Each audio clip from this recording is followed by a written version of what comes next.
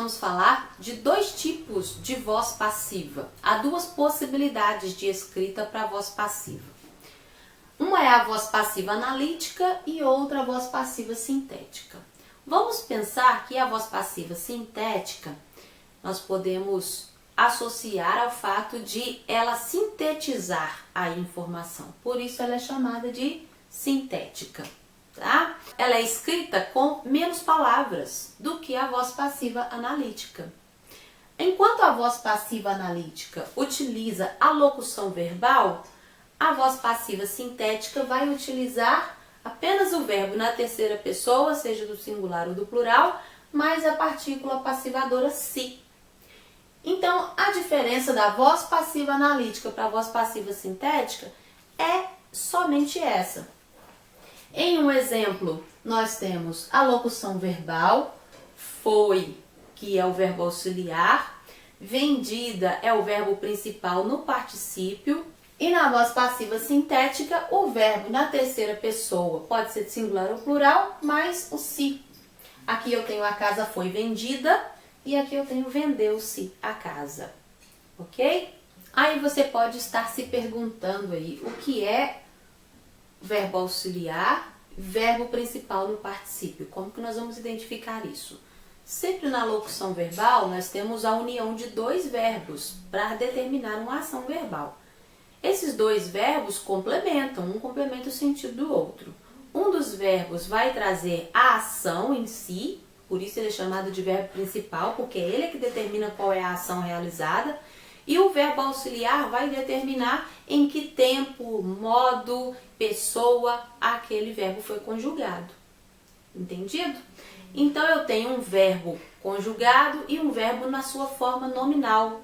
Então na locução verbal, o verbo pode ter essa forma nominal do gerúndio, do particípio ou mesmo do infinitivo.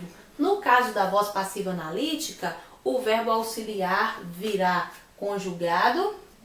Olha esse exemplo aqui do verbo foi conjugado no pretérito perfeito. Ele determina aqui o tempo que a ação aconteceu. E o vendida é particípio, porque todos os verbos terminados em ido, ida, ado, são verbos no particípio. Nós ainda vamos estudar locuções verbais daqui a pouquinho e a gente vai falar um pouquinho mais disso aqui. Então, esses são os verbos no particípio. E, junto com o verbo auxiliar, ele forma essa locução verbal. Então, eu tenho aqui a voz passiva analítica, com essa união desses dois verbos, e a voz passiva sintética, com o verbo na terceira pessoa, mais essa partícula passivadora se, que se chama aqui na voz passiva de partícula apassivadora. O nosso exercício agora vai ser passar da voz ativa para a voz passiva.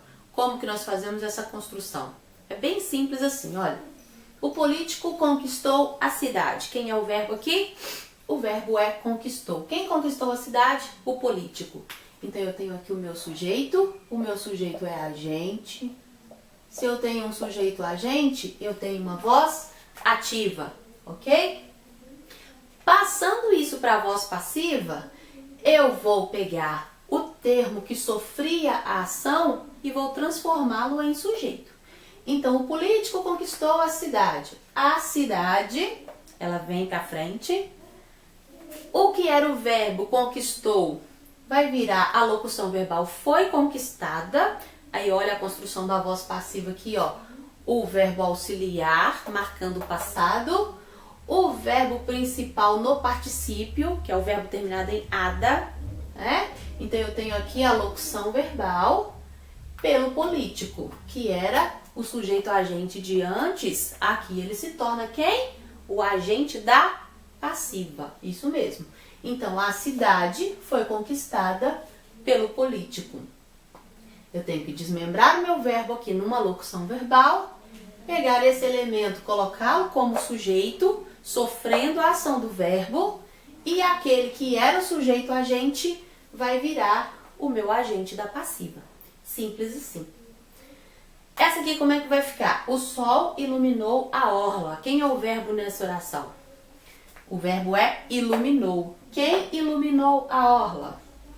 O sol. Então eu tenho aqui um sujeito agente. Se o meu sujeito é agente, A minha voz é ativa. Voz ativa, onde o sujeito realiza a ação do verbo, ok? Passando essa oração para a voz passiva, como que ela ficaria? Pense aí, tente fazer sozinho. Sujeito é o sol, o verbo é iluminou. Iluminou o quê? A orla. Eu vou pegar a orla. Iluminou, eu vou transformar numa locução verbal. A orla foi iluminada. Olha o particípio aqui, ó, terminado em ada. A orla foi iluminada por quem? Pelo sol, que é o meu agente da passiva, composto aqui do substantivo e a preposição que o acompanha. Entenderam isso aqui? Essa transposição da voz ativa para a voz passiva é bem simples. E se eu tiver que transpor da voz passiva analítica para a voz passiva sintética, que é aquela que tem menos palavras, elimina aqui a locução verbal, é bem simples também. Iluminou-se a orla. Quem que tinha iluminado a orla? Era o sol, né? Aí eu vou eliminar a locução verbal e utilizar a partícula passivadora se. A cidade foi conquistada pelo político. Eu vou dizer apenas que conquistaram-se ou conquistou-se a cidade. Aí eu não preciso especificar quem vai me criar aquela ideia do sujeito indeterminado e a cidade continua sofrendo a ação do verbo, recebendo a ação verbal de ser conquistada, ok? Olá pessoal, tudo tranquilo? Nós vamos falar um pouquinho aqui agora das locuções verbais. Nós estamos estudando aí as vozes do verbo e na construção da voz passiva nós precisamos utilizar as locuções verbais. E aí eu trouxe essa videoaula aqui para a gente poder discutir um pouquinho a respeito das locuções, conhecer um pouco mais desse elemento que vocês já utilizam tanto, que vocês já são familiarizados com eles, mas para a gente compreender alguns detalhes aqui da estrutura dessas locuções do verbo, ok? A ideia da locução verbal é a junção de 2 ou até 3 verbos para determinar uma única ação. Então nós temos que ter o cuidado de não apontar como locução verbal 2 verbos que estão próximos, porém têm ações independentes. A ideia é quando esses 2 verbos determinam a mesma ação. Um verbo auxiliar e mais um verbo na sua forma nominal para que aquela única ação seja construída, ok? Eu coloquei alguns exemplos para vocês visualizarem aqui no nosso quadro, então observem aí. A expressão foi ver, eu tenho o verbo ir e o verbo ver. As duas palavras formam a única ação de ver. Foi ver. Tinha subido, está sendo conduzido, iria comprar, estivesse vendo, era coroado, vai entornar. O que nós temos aqui em todos esses verbos? Em todas essas expressões nós temos verbo auxiliar, mais um verbo principal que é quem diz realmente sobre a ação, de forma que os dois se unam para determinar uma ação apenas. O verbo auxiliar vai sempre trazer a marcação de tempo, a marcação do modo temporal e da pessoa do discurso que está sendo utilizada. É ele quem designa qual é a conjugação do verbo, né, dessa locução inteira. Já o verbo, que é considerado o verbo principal, ele é apresentado numa das formas nominais do verbo, que pode ser o gerúndio, o particípio ou o infinitivo. Nós vamos falar um pouquinho mais a respeito das formas nominais. Agora eu quero que você se atente comigo aqui aos nossos verbos auxiliares que nós temos aqui no quadro. Perceba a marcação da conjugação do verbo presente no verbo auxiliar. Aqui, por exemplo, o verbo foi. Foi tem uma marca de tempo, é ele quem determina que essa ação aconteceu no passado, a pessoa foi ver o que estava acontecendo. É o mesmo que eu dissesse que a pessoa viu o que estava acontecendo. Mas eu quis utilizar essa forma de locução dando uma ideia mais arrastada da passagem de tempo, da ação daquela pessoa. Então eu digo que ela foi ver, mas é o mesmo que dizer que ela viu o que estava acontecendo. ela apresenta uma movimentação nessa ação, ok? Mas aqui eu tenho no foi a marca de passado, a marca de terceira pessoa, porque se fosse primeira pessoa seria fui. Fui ver. Percebam que o ver, que é o infinitivo, não muda, a forma nominal permanece ali estática, mas é ela quem determina a ação de fato, a ação de ver, de olhar, ok? E aqui o verbo foi, ele está conjugado, marcando o passado, marcando a pessoa do discurso e marcando também o modo indicativo do verbo.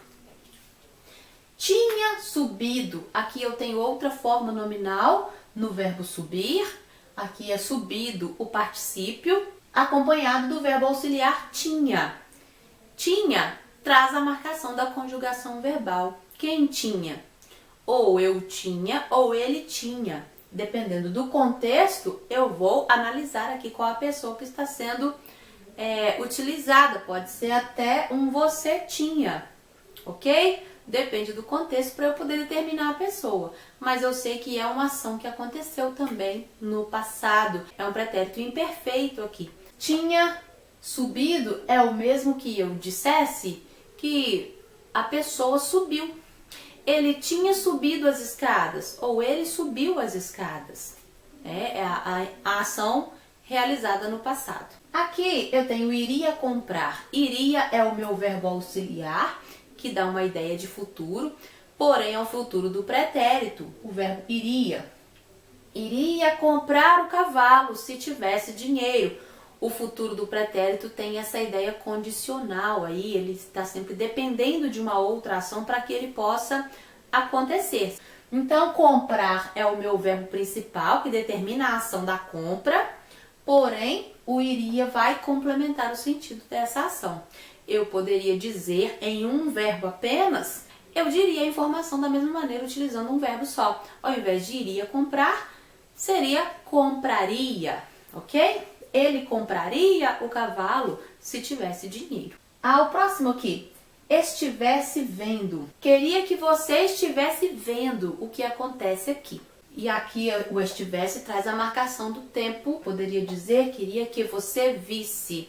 Então eu tenho aqui, ó, segunda pessoa, o tempo é o presente e o modo é subjuntivo.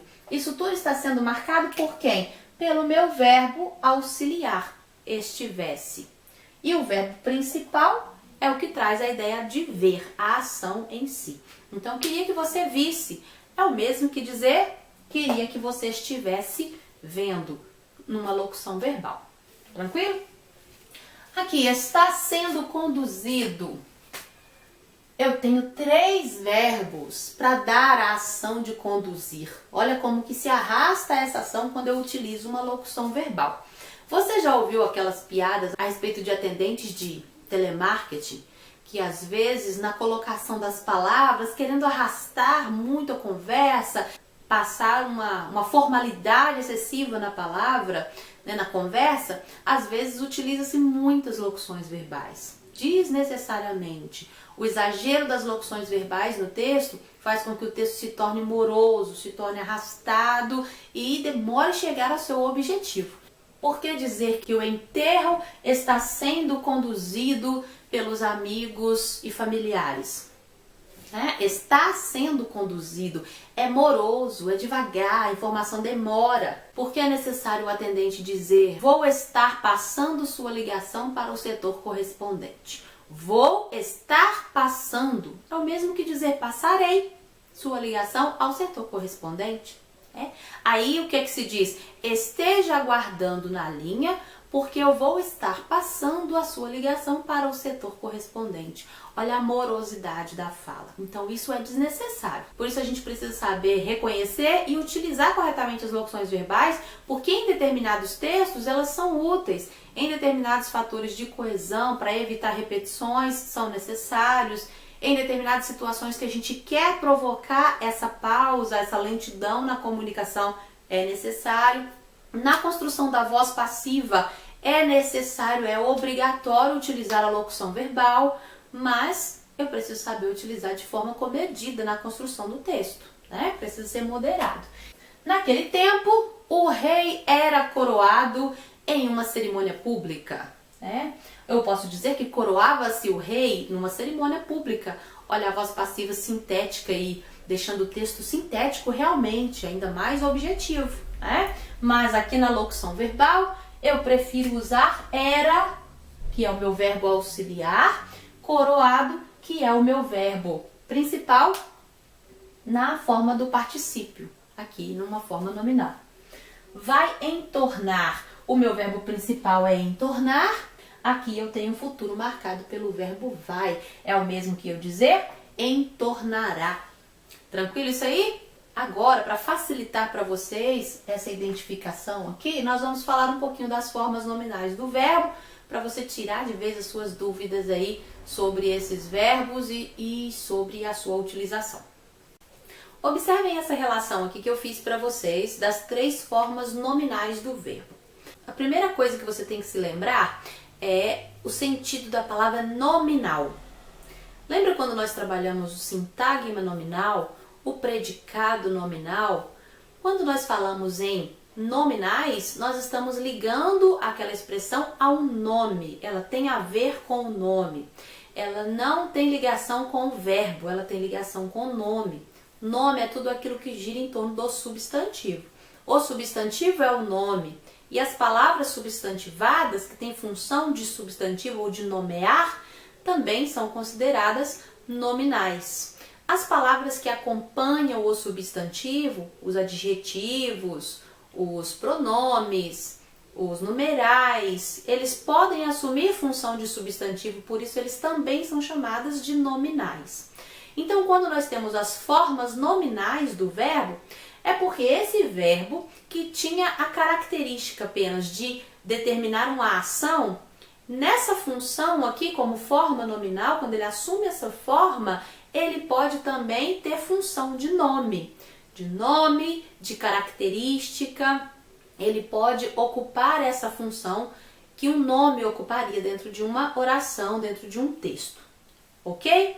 Vamos ver um pouquinho desses exemplos aqui. O verbo, ele pode estar na forma nominal, no infinitivo, no gerúndio e no particípio. A primeira coisa que nós vamos recordar, o que nós devemos recordar é que o verbo possui 3 conjugações. A primeira conjugação são os verbos terminados em ar, como esses aqui. Segunda conjugação, os verbos terminados em er. E a terceira conjugação, os verbos terminados em ir. Então, a regrinha parte dessas finalizações dos verbos. Os verbos terminados em ar, er, ir e or também faz parte aqui dessas conjugações. Verbos com ur nós não tem uma ação terminada com ur, mas com ar, er, ir e or, sim. Esses verbos que terminam nessa vogal mais o R são os verbos no infinitivo. Qual que é a ideia do infinitivo? É o verbo sem marcação temporal.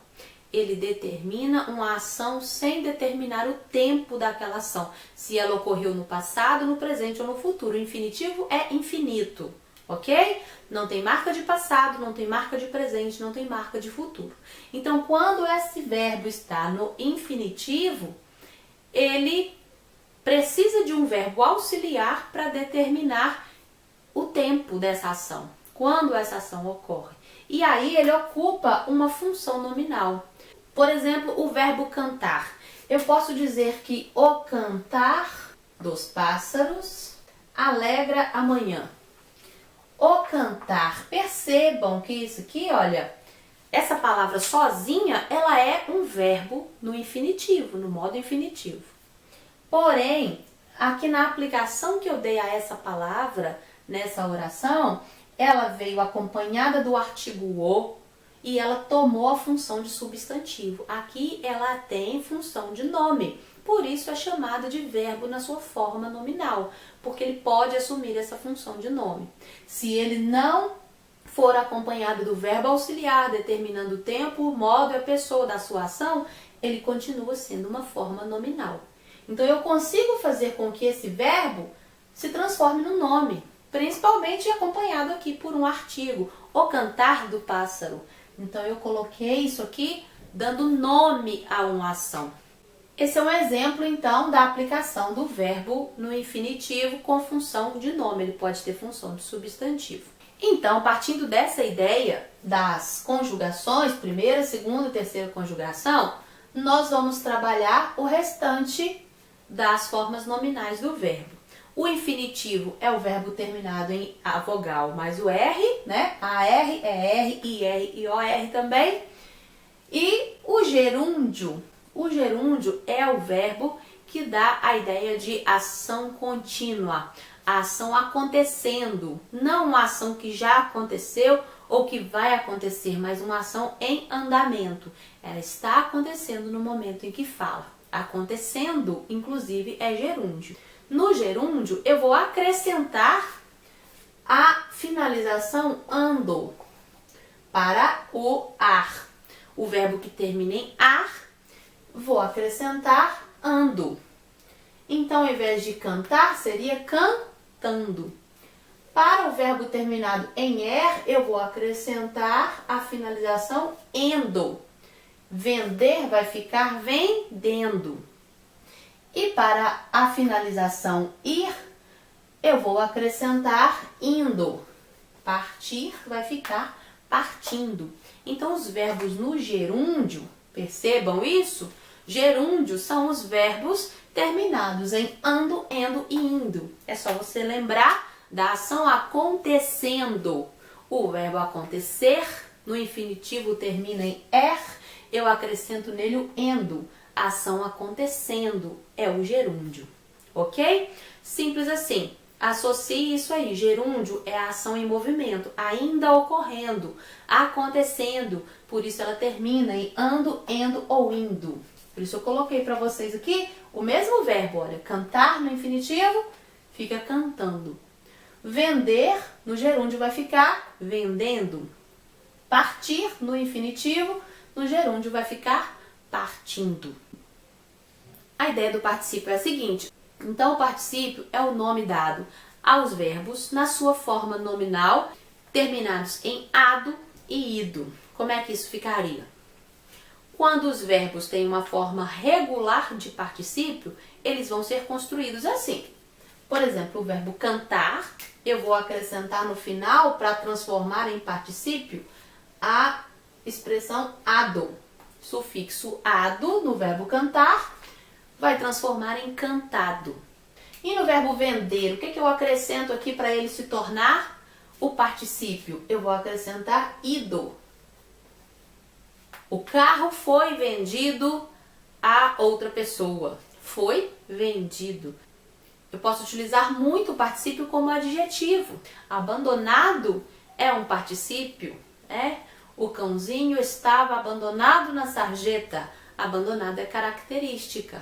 Mas é um verbo, é uma forma nominal do verbo utilizada para caracterizar o estado daquele cãozinho. E aqui no verbo partir, eu vou acrescentar também partido. Tem alguns verbos que vão ter variações no particípio. Eu coloquei essa observação aqui para você se lembrar disso. Vamos estudar isso separadamente, posteriormente. O particípio possui formas irregulares. Por exemplo, dizer impresso ou imprimido? Tinha trago ou tinha trazido?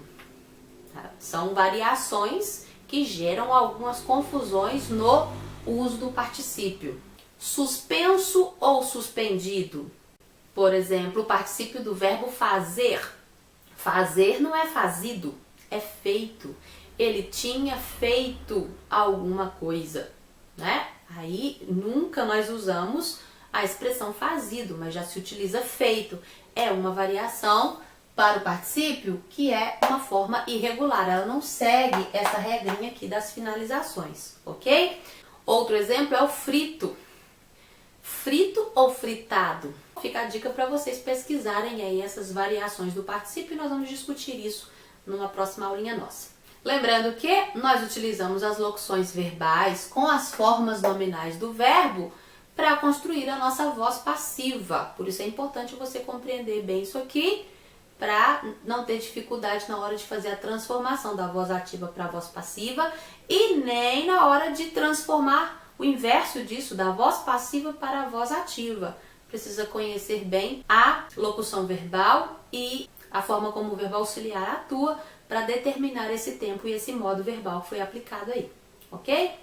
Bom, espero que vocês tenham compreendido. Nós vamos praticar isso agora para fixar bem o nosso conteúdo, tá bom? Um abraço para vocês e até mais.